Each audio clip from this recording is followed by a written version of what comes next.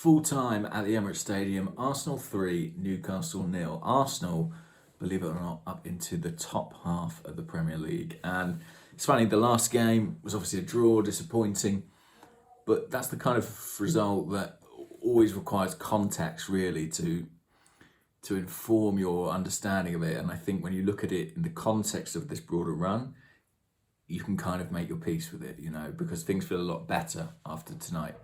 Things really clicked for Arsenal going forward.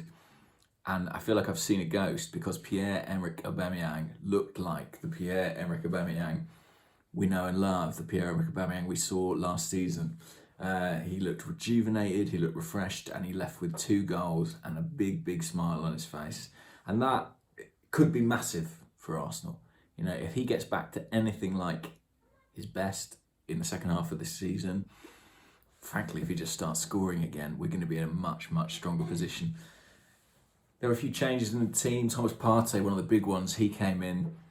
And I think I've been quite keen to downplay how much he'll bring to the team going forward, because I don't want there to be too much expectation on a player who wasn't necessarily bought with that in mind. I think we still need a creative midfield player, but the simplicity of his game, his willingness to play quickly, to play early, really helped Arsenal out. And you saw that so clearly on the first goal, brilliantly taken by Aubameyang. I mean, that's the position you want to get him in, and it's the position we haven't got him in enough. One-on-one with the defender, running into space. That's where he's so dangerous. That's where I think playing on the flank, that's the kind of perfect example of why you might do that. He's playing on the edge, on that last man, in the channel, takes it brilliantly, fantastic. Look, we're going to need to see more from him to say, definitively he's put everything behind him, but this is really, really encouraging, and it comes at the end of a pretty decent run of performances. Got himself another goal late on as well. Credit to Cedric, who I thought had a not great first half, but a pretty good second half, actually. One pretty sublime back heel through to Saka, and a really good assist for Aubameyang. In between, there was the Saka goal created by Smith Rowe. Interesting, isn't it? He's a number 10, but so much of his work is done in the wide areas, and I think he's improved our threat in those areas substantially. I think he's made Arsenal look more balanced. He's happy going in the inside left channel, in the inside right. He can go outside if he needs to. Really composed finish from Saka, who just looks like a star in every respect. And another clean sheet. I think it's 5 on the bounce, which is a credit to Rob Holding, credit to Bernd Leno. They're kind of Kieran Tierney. They're the sort of consistent core of that defensive unit. What else to say? Xhaka and Partey played together, and I thought there were some encouraging signs. Certainly, it was much better than when they played together against Leicester.